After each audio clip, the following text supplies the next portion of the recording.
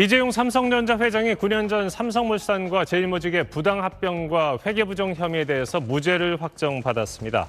대법원 3부는 오늘 이 회장의 자본시장법 위반 혐의 등 상고심에서 검찰의 선고를 기각해 무죄를 선고한 원심 판결을 확정했습니다. 대법원은 원심 판결에 법리를 오해한 잘못이 없다고 밝혔습니다. 오늘 확정 판결은 지난 2020년 9월 검찰이 이 회장을 기소한 지 약 5년 만의 결론입니다. 함께 기소됐던 최지성 전 삼성그룹 미래전략실장 등 13명의 피고인도 무죄를 확정받았습니다. 검찰이 삼성 부당합병, 회계부정 의혹 사건으로 2심에서도 무죄를 선고받은 이재용 삼성전자 회장에 대해 대법원의 최종 판단을 구하기로 했습니다. 서울중앙지검은 오늘 오전 비공개로 열린 형사상고심의위원회 상고 제기 의견을 반영해 상고했다고 밝혔습니다. 이에 따라 대법원에서 지난 2015년 삼성물산과 제일모직 합병이 이 회장의 지배권 승계 목적으로 불법적으로 이루어졌는지 법리적인 판단이 이루어질 예정입니다. 이복현 금융감독원장은 한국증시 활성화 토론회를 마친 뒤 기자들 앞에 섰습니다.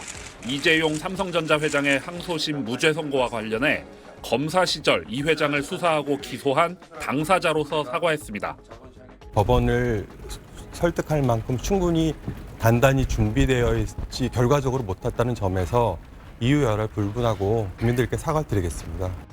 이 원장은 지난 2020년 서울중앙지검 경제범죄 형사부장으로서 외부 전문가로 구성된 검찰 수사심의위원회의 불기소 권고에도 불구하고 이 회장과 삼성 임원들을 기소한 바 있습니다. 대기업 수사를 주도한 검사가 무죄 판결에 공개 사과한 건 유례를 찾기 어렵습니다. 항소심 판결 이후 검찰 기소가 무리했다는 일각의 책임론을 의식한 걸로 보입니다. 이 원장은 공판 업무를 대신 수행한 후배 법조인들에게도 사과했습니다. 또 삼성이 재도약해 국민 경제에 기여할 수 있도록 기원하고 지원할 게 있으면 최대한 노력하겠다고도 말했습니다.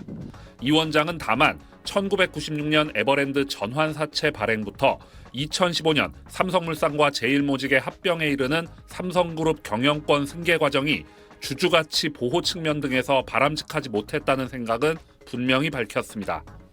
다양한 특수거래에 있어서의 이제 주주가치 보호 실패 사례 등을 막기 위해서는 법 해석에 의지하기보다는 이제는 입법적으로 다양한 법령 개정이 불가피하다는 것들이 오히려 좀 자명해진 게 아닌가 싶고, 이 원장이 언급한 자본시장법 개정안엔 회사 합병이나 분할 때 이사회가 주주이익 보호를 위해 노력해야 한다는 내용이 명시돼 있습니다.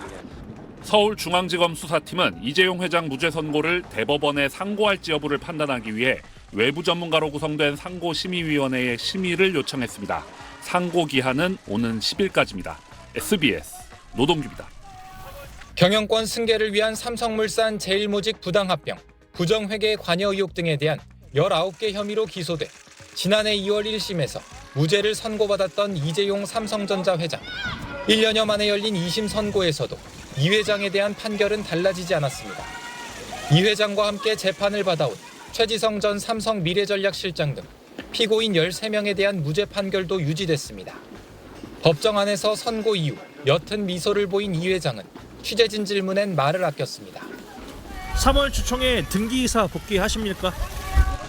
항소심 재판의 가장 큰 쟁점은 합병 당시 삼성바이오가 자회사였던 에피스를 관계사로 바꿔 회계 처리를 한 것이 문제 있다고 판단한 지난해 8월 서울행정법원 판결을 인정할 것인지 여부였습니다. 이에 대해 2심 재판부는 일부 피고인들의 문서 조작 등 부적절한 행위가 개입됐지만 회계 처리는 삼성바이오의 자회사 에피스에 대한 지배력 상실이란 경제적 실질에 부합하는 것이었다고 판단했습니다. 또 2014년 일부 회계 공시가 미흡한 사실은 인정되지만 고의가 존재했다고 증명할 수는 없다고 봤습니다.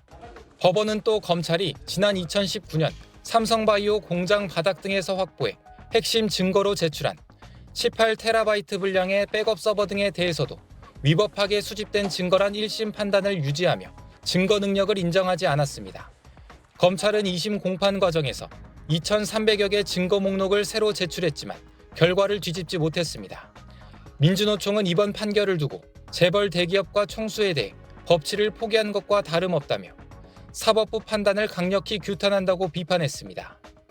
SBS 백운입니다.